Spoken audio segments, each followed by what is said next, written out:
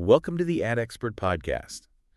Imagine you just authorized like a massive $10,000 ad spend. Oh, that is a stressful moment for anyone. Right. I mean, you spent weeks dialing in the copy, your targeting is laser-focused, and almost immediately the dashboard just lights up. The clicks start rolling in. Exactly. You are getting 5,000 clicks. Traffic is just flooding in. And then, well, you wait. You check the sales dashboard and 0 sales. No leads, just complete silence. Yeah, that's the nightmare scenario right there. It really is. You just bought 5,000 incredibly expensive clicks to absolutely nowhere. So today, this custom-tailored deep dive is dedicated entirely to you, the listener. We are dissecting the silent, invisible killer of marketing budgets everywhere. Which is such a massive issue right now. It is. We are uncovering that fatal gap between generating website traffic and actually converting that traffic into a sale. And that gap, well, it's user experience, or UX. Which is honestly, arguably the most brutal filter in the modern digital economy. I mean, we are operating in this environment of just total information saturation. Oh, for sure. We're bombarded constantly. Right. So the fundamental relationship between successfully grabbing a potential customer's attention and how that customer physically and emotionally feels once they arrive on your platform, that is the defining metric of success today. It's everything. It really is the literal difference between a scalable, highly profitable enterprise and a business that is, just setting cash on fire. Just setting it straight on fire. Yeah. And we have 2 really fascinating sources on the table today to help us navigate this. We are diving into an advanced look at an upcoming July 8, 2026 article. Yeah, the one titled The Synergy of User Experience in Digital Marketing. That's the one. Yeah. And we are layering that alongside the official company background of AdExpert, which is this premier Los Angeles-based online marketing and web development agency. Which is great because it grounds the theory in reality. Exactly. It shows how these concepts are actually applied. And what immediately struck me in these sources is it's a total paradigm shift. Traditional marketing obsesses over casting the widest net, right? Like shouting the loudest. Yeah, just get as many eyeballs as possible. But what happens the very microsecond someone actually listens and clicks, the focus has to shift entirely. It shifts entirely from acquisition to retention. And it happens in literal milliseconds. The moment of that click is the absolute apex of user expectation. They expect whatever you promise in the ad to just be right there. Exactly. Marketing did its job, right? It manufactured desire or it promised a solution to a problem. But the user experience dictates whether that promise actually feels real to them. And the core problem we see highlighted in the research is that businesses routinely exhaust their entire war chest just acquiring the traffic. Yeah, the destination page is just a total afterthought, which creates this severe cognitive dissonance for the visitor. So we have this scenario where the demographic targeting is mathematically flawless, yet the campaign completely tanks. I want to ground this in the physical world for a second. Okay, I love a good physical analogy. Think about spending a massive fortune on this gorgeous, perfectly placed billboard on the highway.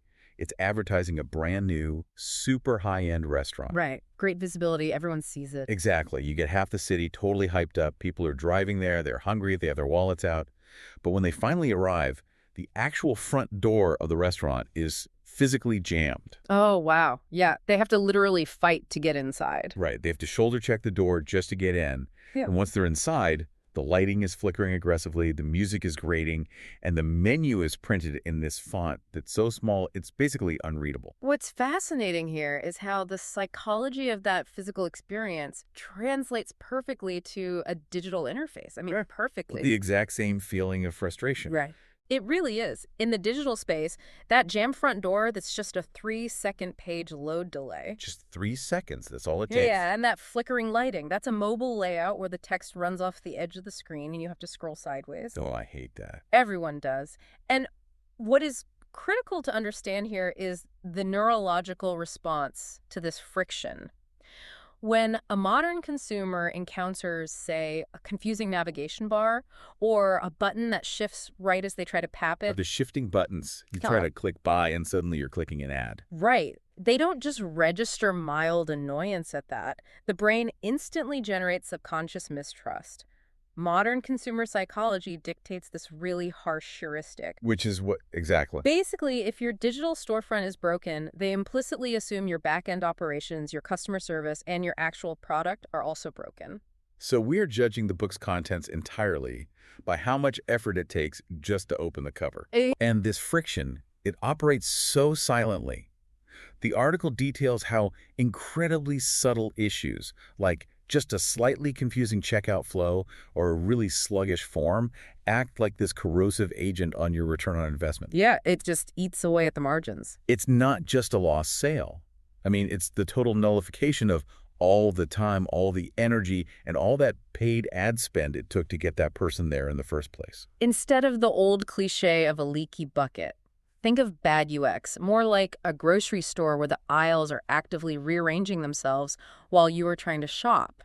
That sounds like a stress drain. It is. You came in for milk, you have the money for the milk, but the dairy section just keeps moving, and the signs are pointing in the completely wrong direction. So you just give up. Right. You aren't just going to leave without the milk. You are going to leave angry, and you are going to go straight to the competitor across the street whose layout actually makes sense. Okay, let's unpack this, though. I want to push back on this a little bit on behalf of the listener. Sure, go for it. I understand the frustration factor, absolutely. But is human patience really that thin? I mean, if I genuinely need a specific service, let's say a highly specialized B2B software tool, or I really want a specific pair of shoes, will I really abandon a purchase just because I had to hunt for a phone number for, like, 10 seconds? Well, it depends entirely on the scarcity of what you are offering. But for 99% of businesses out there, the answer is a resounding yes. Wait, really? Just 10 seconds of friction kills the deal. Absolutely. Look, if you are selling a one-of-a-kind vintage Rolex, sure, the buyer will crawl over broken glass to give you their money. Right, because they can't get it anywhere else. Exactly. But let's look at the highly competitive local markets or software landscapes, like where AdExpert operates. If you are a plumber, a lawyer, a sauce provider, an e-commerce store, you do not have a monopoly. That makes sense. There are 20 other plumbers in town. Exactly. And the data shows that we have been fundamentally conditioned by the world's largest tech platforms to expect frictionless, instantaneous gratification. Amazon kind of ruined this for everyone else. They really did. The moment a user feels cognitive strain, the moment they actually have to think about how to use your site rather than just using it, their patience just zeroes out. Because your direct competitor is exactly one browser tab away. Precisely. The switching cost is virtually zero. If your site introduces friction, they don't blame themselves for not figuring it out. They blame you for making it hard. That is such a good point. And this is why improving your conversion rate has to begin with structural usability. You have to fix that long before you start split testing the emotional resonance of your ad copy. So you have to stabilize the grocery store aisles before you invite more shoppers in to buy the milk. That's exactly it. Which introduces this whole new layer of complexity. Because it's not just impatient humans judging your website's layout.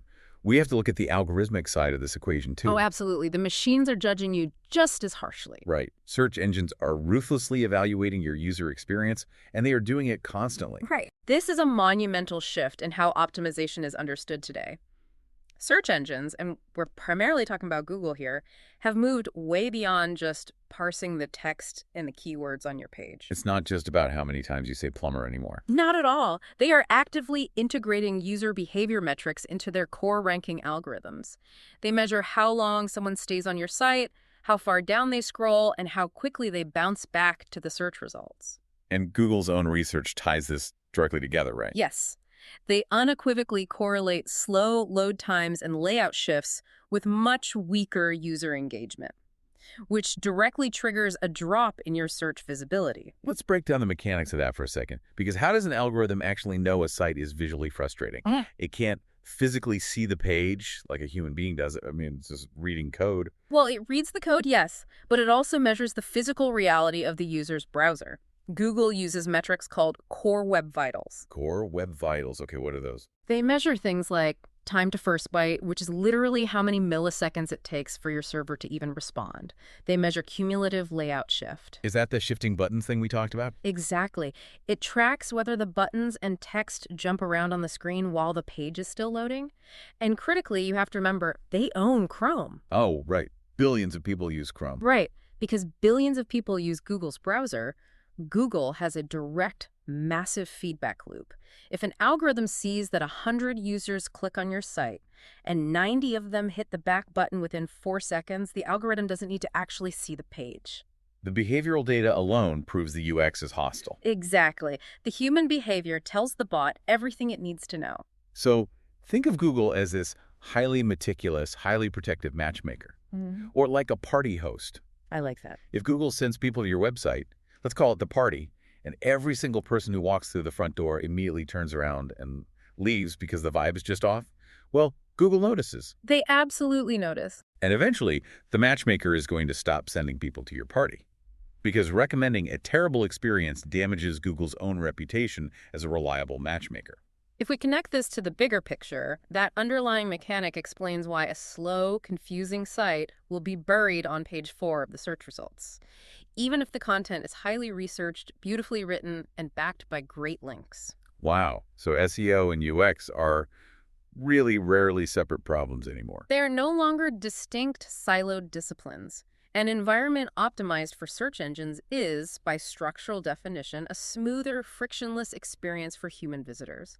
The bots are simply programmed to mimic human impatience. Which brings us to a really critical pivot point for anyone listening right now. Because if both the algorithms and the actual customers disguise bad UX, the natural instinct is just to panic. Oh, total panic. We need to tear it all down. Right. The immediate assumption is you need to scrap everything, hire some expensive agency, spend $50,000, and rebuild the entire digital infrastructure from scratch over, 6 months. Which is terrifying for a small or medium business. But here's where it gets really interesting. The source material highlights a completely different reality. Massive redesigns are rarely the actual answer. The highest impact usually comes from highly targeted, almost mundane housekeeping. Yeah, it is about systemic refinement, not necessarily reinvention. You don't have to burn the house down to fix a drafty window. So what kind of fixes are we talking about here?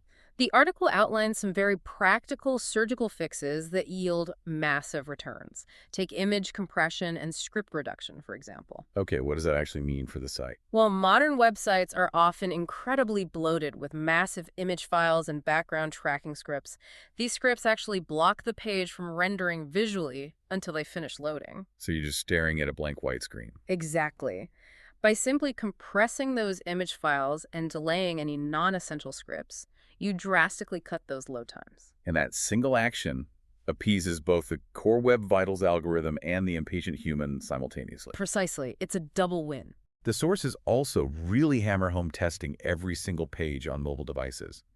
I mean, the fatal error so many businesses make is reviewing and approving their website designs while sitting at a massive, beautiful desktop monitor in a comfortable office. Which represents only a tiny fraction of how the actual market interacts with the brand today. Most traffic is mobile now. Right. If you are not optimizing for a user who is holding a phone in one hand, walking down a busy street, squinting through awful screen glare, you are not optimizing for reality. The navigation has to be simplified to the absolute point of being intuitive. The golden rule discussed in the material is that high-value pages, like your primary products or your contact portal, must never be more than 1 or 2 taps away from any entry point. Just 1 or 2 clicks. Tops. But, the ultimate bottleneck mentioned in the material and the place where all this friction really comes to a head is the humble web form. Oh, the web form. Why is the form such a critical battleground for UX? Because the form sits at the exact precipice of conversion. It is the exact moment the user has finally made the psychological decision to trust you, and they're ready to hand over their information or their money. But we usually make it so hard for them. We make it impossible. Every single field you ask them to fill out introduces cognitive friction. Right. If you only need their email address to send a weekly newsletter asking for their last name, their phone number, and their company size feels invasive. It feels exhausting.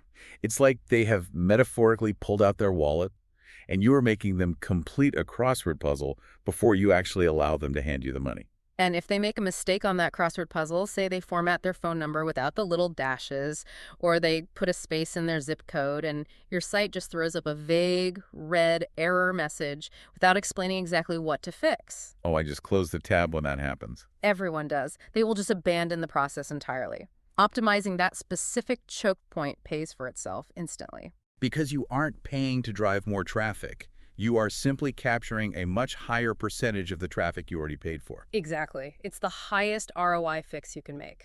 So the theory here is incredibly clear. Marketing and UX are 2 halves of the exact same conversion engine. But I mean, practically speaking, how does a business actually afford to execute both?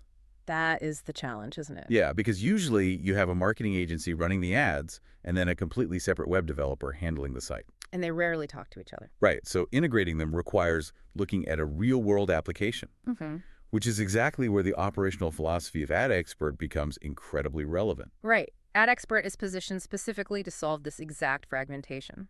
As we mentioned, they are a Los Angeles-based online marketing and web development agency with over 10 years of experience, and they operate out of Woodland Hills. On Varial Avenue, I believe. Yes, 6300 Varial Avenue. And what really stands out is how they have built their entire service structure around closing the exact gap we have been dissecting today. So what does this all mean for their clients? It means they don't just specialize in the greater Los Angeles and San Fernando Valley area geographically. They specialize in consolidating the entire digital journey under one single roof. Let's look at the leadership dynamic driving that consolidation. Because you have Sam Ashrafi, the founder and marketing strategist, who brings this really heady decade of experience in local and e-commerce marketing. Right. And alongside him is Ehsan Nabovadi, who drives the SEO and the really professional analytics side.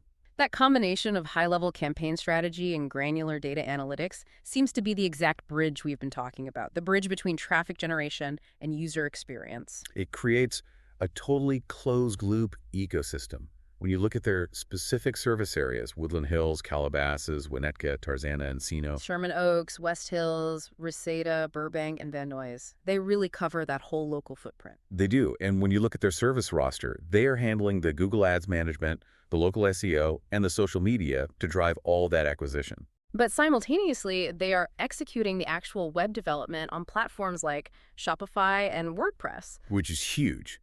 The critical advantage there is that the team designing the ad copy and driving the clicks is in direct daily communication with the team optimizing the landing pages. The synergy there is undeniable. And the sources specifically highlight their approach to SEO content creation, which I found super interesting. They aren't just stuffing pages with generic keywords to trick the bots. No, that doesn't work anymore anyway. Right. They focus on semantic keywords and high search phrases to actually meet Google's current algorithmic requirements. Let's demystify that for a second for the listener. What exactly makes a keyword semantic in this context? Well, it moves away from rigid, exact match phrases and focuses much more on contextual relevance. Okay, give me an example. 10 years ago, if you wanted to rank for, say, Los Angeles plumber, you literally just wrote that exact phrase 40 times on a single page. Which was terrible to read. It was awful. But today, Google's natural language processing looks for semantic clusters, related concepts that prove genuine expertise in the subject. So what would a cluster look like for the plumber? It looks for supporting words like pipe repair, water pressure, emergency dispatch, or copper fittings. AdExpert uses these semantic clusters to signal profound contextual relevance to the algorithm, while keeping the actual reading experience natural and valuable for the human visitor. Exactly. It satisfies the bot and the human at the same time. And it takes the emotion entirely out of the equation by utilizing real-time live tracking, rigorous A/B testing, and AI-powered customer targeting. I mean, a team like AdExpert replaces that hope-based marketing strategy of, gee, I really hope this ad works, with cold, hard behavioral data. The inclusion of AI in their methodology is particularly vital for identifying the friction we discussed earlier. AI and predictive modeling can analyze user sessions in real time. So it's not just counting clicks. Not at all. It doesn't just track clicks. It tracks micro behaviors. It can identify where a user's mouse hesitated, or how quickly they scrolled past a certain block of text, or the exact millisecond they decided to abandon a shopping cart. That is incredibly granular. It is. And by mapping those friction points across thousands of users, the AI highlights exactly which practical fixes need to be deployed to smooth out the UX. Which means the team building the billboard is also actively monitoring the front door of the restaurant, adjusting the flickering lighting, and redesigning the menu based on exactly how the customers are behaving in real time. Exactly. It treats user experience not as an IT problem, but as the beating heart of the marketing campaign itself. Because without that frictionless foundation, any marketing spend is literally just building skyscrapers on sand. The UX sets the absolute maximum ceiling on what your ad campaigns can ever achieve. 100%. If the UX is broken, the campaign is broken. That brings us to a highly practical challenge issued directly from the source material today, and I want everyone listening to actually try this. Yes, this is a great exercise. Before you authorize your next digital campaign, before you spend another single dollar on Google Ads or social media pushes, take just 5 minutes. Just 5 minutes. Sit down at your computer, or honestly, better yet, pull out your mobile phone. Open your own website and navigate it acting as a total stranger. Try to actually purchase your own product. Try to fill out your own contact form to reach your team. You will be surprised by what you find. Find the friction. Where did you hesitate?